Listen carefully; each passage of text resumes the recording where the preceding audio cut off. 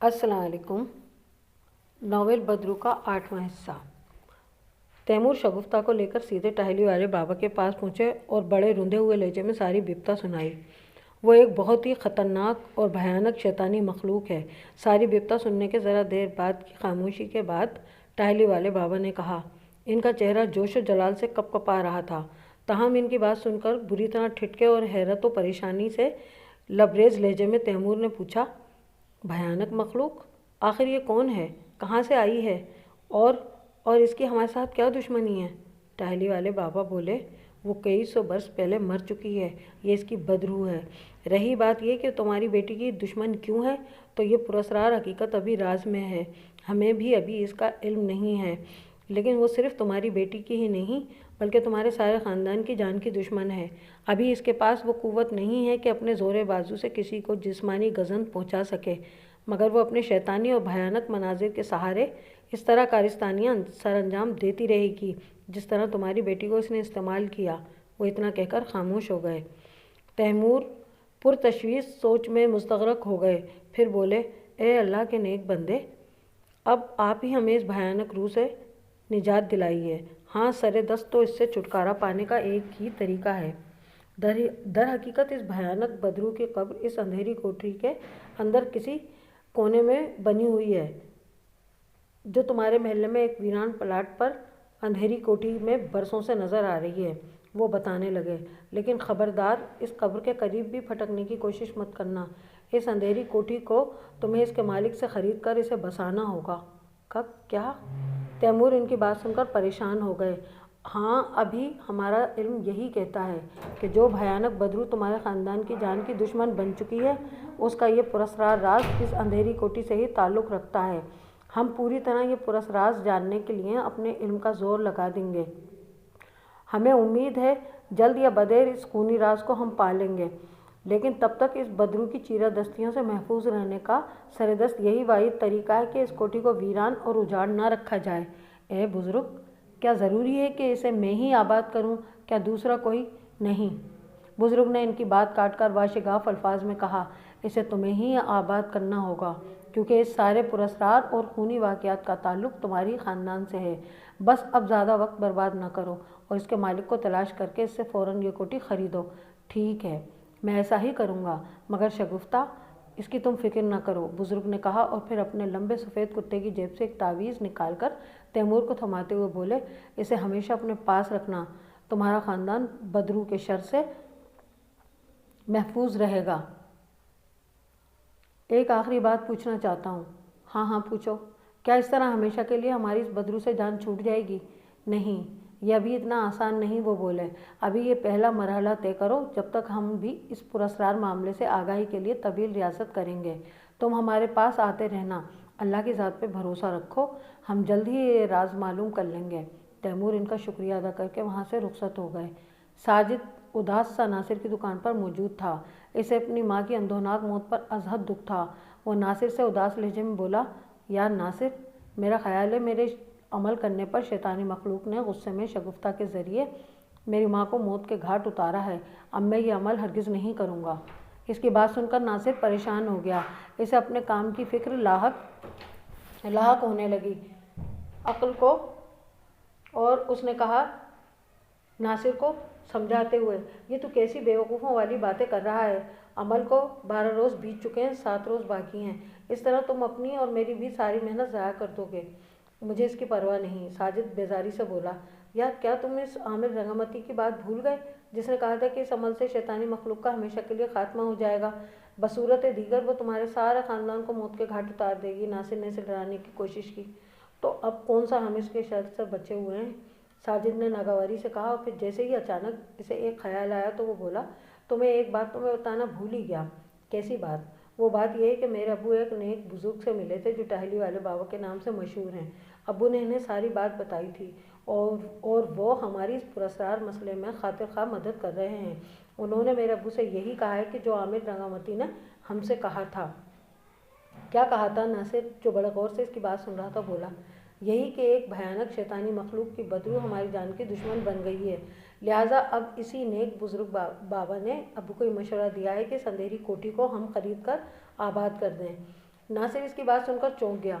फिर चंद सानिये किसी उलझन आमेजी में मुस्तगरक रहने के बाद बोला, तो फिर क्या अब तुम्हारे अबू इस अंधेरी कोठी को खरीदना चाहते हैं? हाँ, इसने बताया। क्या इन्हें मालूम है कि वहाँ एक कब्र भी है? हाँ, टाहली वाले बाबा ने अब्बू को बताया था कि वो इसी शैतानी मखलूक की कब्र है जिसकी बदबू हमारे पीछे पड़ी हुई है, साजिद ने कहा। मगर इस तरह तो उल्टा तुम सब लोगों की जान को मजीद खतरा पैदा हो जाएगा और फिर हमारा अमल भी अधूरा रह जाएगा, नासिर बोला। ऐसा नहीं होगा। टाहली वाले बाबा इस पुरस्कार राज का खोज अपने इल्म के जरिए लगाने की कोशिशों में मसरूफ़ हैं। तो फिर इस कब्र के बारे में उन्होंने क्या कहा? क्या उसे ढा दिया जाएगा? नासिर ने किसी ख्याल के तहत पूछा। साजिद ने नफ़ी में अपना सर हिलाते हुए कहा कि नहीं, उन्होंने सख्ती से हमें इस कब्र की तरफ जाने से भी मना कर रखा है। नासिर किसी गहरी सोच में डूब गया। फिर जब साजिद चला गया तो वो इसी वक्त आमिर रंगामती के पास पहुंचा और इसे सारी बात बताई। ये तो बहुत बुरा हुआ, ऐसा नहीं होना चाहिए। सारी बातें बखौर सुनने के बाद वो तेज़ लहजे में बोला, अगर ऐसा हो गया और वो कोठी साजिद के बाप तैमूर ने ख़रीद ली तो सारा अमल ना सिर्फ धरा का धरा रह जाएगा बल्कि उल्टा इसका नुकसान भी इसे भुगतना पड़ेगा।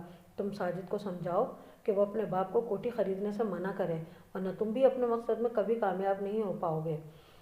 वैसे साजिद अपने बाप के इस फैसले के हक़ में नहीं है कि वो अच्छा भला अपना घर छोड़कर इस आसे भी अंधेरी कोठी में जा बसें, लेकिन असल परेशानी की बात यह है कि साजिद अपनी माँ की मौत के बाद इस अमल से बददिल हो चुका है, इसलिए इसने वो अमल आइंदा ना करने का पक्का फैसला कर लिया है। नासिर ने आमिर रंगामती को असल मसले से आगाह किया तो आमिर के चेहरे पर तशवीश के साए मज़ीद गहरे हो गए।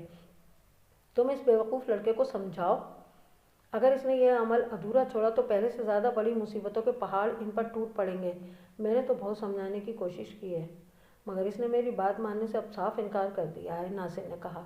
आमिर रंगामती एक तवील हुंकारी भर के बोला, ठीक है, फिर मुझे ही कोई दूसरा तरीका सोचना पड़ेगा। माँ के इंतकाल के बाद शगुफ्ता बिल्कुल घुटकर रह गई थी। वो अपनी माँ का कातिल खुद को समझे हुए थी। अगरचे इसके बाप और भाई साजिद ने इसे समझाने और ये तसल्ली देने की कोशिश भी की थी कि इसमें इसका कोई कसूर नहीं है और ये सारी कारस्तानी इसी पुरअसरार शैतानी मखलूक की है। शगुफ्ता को अब इस भयानक मखलूक से नफ़रत हो गई थी, शदीद नफ़रत। यही वो जज्बा था जिससे मगलूब होकर इसे अपनी माँ के रूप में देखकर गैर इरादी तौर पर उसने पेट में छुरी घोंप दी थी। लेकिन टाहली वाले बाबा की हिदायत के मुताबिक जब तैमूर ने वो अंधेरी कोठी खरीद कर इसमें शिफ्ट होने का ऐलान किया तो साजिद और शगुफ्ता ने अपने बाप के फैसले पर शदीद मुखालफत की। अब्बू, ये आप कैसी बातें कर रहे हैं? ये तो वही बात हो गई ना कि आबेल मुझे मार, सबसे पहले शगुफ्ता ने मुखालफत करते हुए बाप से कहा। साजिद ने अपने बहन की तायद में बाप से यही कहा। हाँ अब्बू, शगु ठीक कह रही है, वो अंधेरी कोठी ही तो बदरू का मस्कन है, वहाँ तो वो हम सबको बासानी शिकार कर लेगी। ये मेरा फैसला नहीं है, टाहली वाले बाबा का है, तैमूर बोले, और वो अल्लाह के एक नेक बंदे हैं। ज़रूर उन्होंने कुछ सोचकर और अपने इल्म के बलबूते पर ही हमें ये मशवरा दिया होगा जिसमें हम सब की भलाई है। नहीं अब्बू, माफ़ कीजिएगा, मुझे तो इस पुरस्कार मामले में वो भी बेबस नज़र आते हैं। उन्होंने हमसे कोई हतमी बात अभी तक नहीं की है कि आखिर इस खूनी मखलूक का खात्मा कैसे होगा, शगुफ्ता ने संजीदगी से कहा। तैमूर अपने बच्चों की बात पर उन्हें मलामत आमेज़ी के साथ समझाते हुए बोले, देखो बच्चों, ऐसी बातें मत करो, वो अल्लाह के नेक बंदे हैं और फिर इनकी क़ुव्वत का इस बात से अंदाज़ा होता है कि वह सब जानते हैं। कुछ भी हो अब्बू, हमें तो इस आसेबी कोठी में बिल्कुल रिहाइश इख्तियार करने के तसव्वुर ही से होल आ रहा है, हम वहाँ हरगिज़ नहीं जाएंगे, साजिद ने कतईयत से कहा और तैमूर खामोश हो गए। यूँ ये मामला तवालत इख्तियार करने लगा। घर में अब एक अनजाने से खौफ की फ़ज़ा पैदा हो गई थी। शगुफ्ता से बाप और बेटा दोनों ही डरे हुए रहते थे कि न जाने कब वो इन्हें भी इस भयानक मखलूक के रूप में देखकर गलत फहमी में माँ की तरह छुरी घोंप दे। साजिद ज़्यादा परेशान था। इस परेशानी और खौफ जैसी फ़िज़ा में कमी आने के बजाय इजाफा ही होता रहा। इस शाम साजिद अपने दोस्त से मिलकर वापस घर की तरफ आ रहा था कि अचानक एक शख्स ने उसका रास्ता रोक लिया। वो ठिठक कर रुक गया। इसके सामने पुरस्कार आमिर रंगामती खड़ा था। वो इसे तेज़ नज़रों से घूरते हुए बोला, तुमने ये अमल अधूरा छोड़कर अपनी और अपने घर वालों की मौत का सामान पैदा कर दिया है। तुमने मज़ीद अमल करने से क्यों इनकार कर दिया?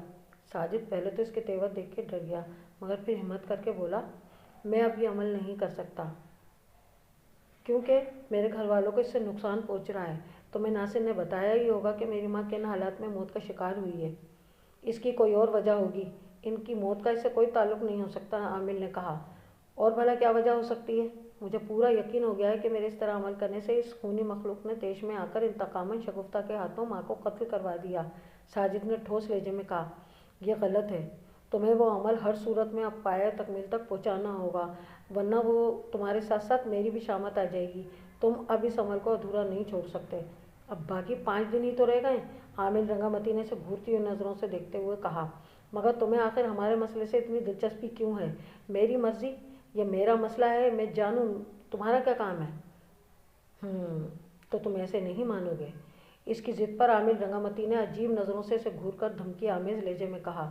ساجد کو اس کی آنکھوں میں صفاقی کی چمک لہراتی ہوئی محسوس ہوئی اور چہرے پر کرختگی کے تاثرات بھی واضح طور پر نظر آئے۔ اس وقت اتفاقاً آس پاس کوئی نہیں تھا، سناٹا طاری تھا۔ عامل رنگامتی نے ساجد کے چہرے کی طرف جارحانہ نظروں سے گھورتے ہوئے اپنی قمیض کے اندر ہاتھ ڈال کر جب باہر نکالا تو ساجد کے اوسان خطا ہو گئے۔